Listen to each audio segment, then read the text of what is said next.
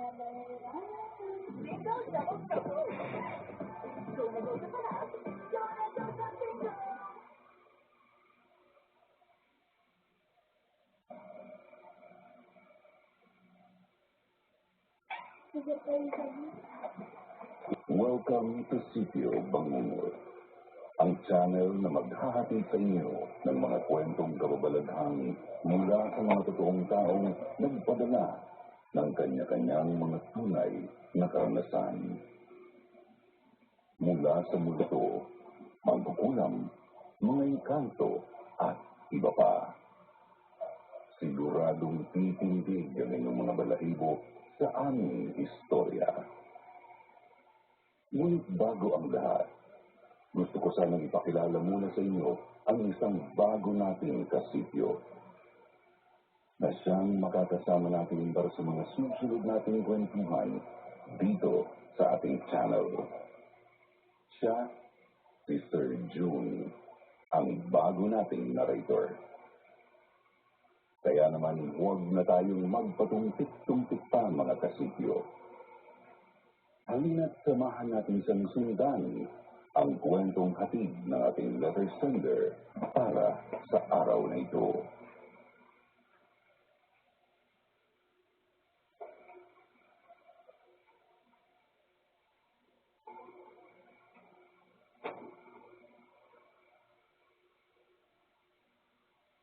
Good day po sa inyong lahat na bumubuo dito sa channel ng Sitio Bangungot.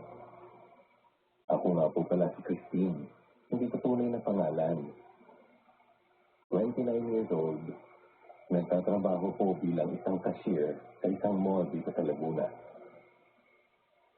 Ilang buwan na rin po mula nang maging follower ako ng channels niyo rito sa YouTube. At halos lahat na po yata ng mga kwento niyo ay napakinggan ko. Hanggang isang araw, pati po ang nanay ko, nawili na rin sa pakikinig sa inyo.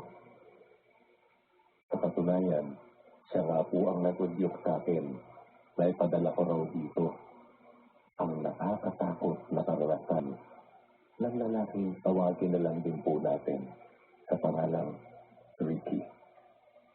Dati ko pong manliligaw matapos niyang makilala ang isang bagong salta sa lugar nila na naging kaibigan niya. Tawagin na lang din po natin ang lalaking yon bilang Badong. Bago po siyang tenant doon sa binabantayang paupahan ng tsugi ni Ricky na si Mang Nando. Mabait at magaling pong makisama itong si Badong, kaya agad siyang napapalagayan ng loob ni Ricky. Magkalapit lang po sila ng bahay noon, kaya lagi talaga sila nagkakasama. Habang ako naman noon ay umuupa rin sa tapat ng covered court kung saan laging tumatambay noon si Ricky. Mga ilang bahay lang naman din po ang layo mula sa kanila. Galante raw po itong si Badong. Magaling makisama at mahilig pang maglibre dahil mapera. Simula nang mapasal pa siya sa amin ay ugali na niyang mamigay ng tinapay sa matatandang naglalaro noon ng dama sa tapat ng bilyaran. Katulad na lang ni Manang Baby, ang kabarangay naming lesbian, at ang palagi niyang kalarong si Mang Nando na tsuhi naman ni Ricky. Malakas daw po kasing kumita sa trabaho niya sa isang multi-level marketing scheme noon si Badong, o mas kilala sa atin sa tawag na networking. Habang ito namang si Ricky ay dakila tambay na palaging laman ng mga palida sa barangay namin at halos inuumaga na sa bilyaran. Kaya nga po, umpisa pa lang ng panliligaw sa akin ni Ricky noon ay binasted ko na siya. Sinabi ko po sa kanya noon na ayaw ko sa lalaking walang pangarap sa buhay. Kaya lang ay talagang ayaw kong tumigil itong si Ricky sa pangungulit sa akin. Kaya hinayaan ko na lang siya. Bago naman kasi niya ako ligawan, ay magkaibigan na kami ni Ricky. Noon pang mga teenager pa lang kami eh. Ayoko naman po siyang saktan kung uulit-ulitin ko sa kanya noon na hindi ko po siya gustong maging boyfriend. Bandang 2017 po, nang bigla na lang kaming nagulantang sa lugar namin dahil itong si Manang Baby ay natagpuan pong nakahandusay sa kalsada sa labas mismo ng subdivision namin. Nakabalot po ng kumot ang bangkay niya. Tapos, may tama po siya ng baril sa bandang kanang sentido.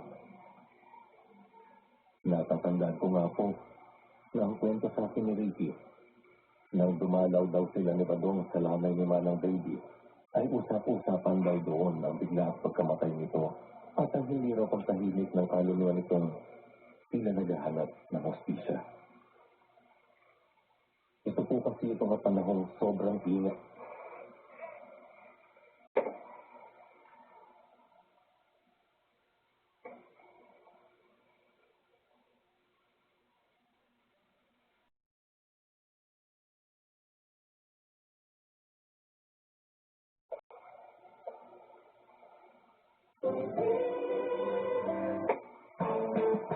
Cat's Eye members and their hidden talents. Part 1. Lara can touch her head with her leg easily. Sophia is so loud she scares everyone.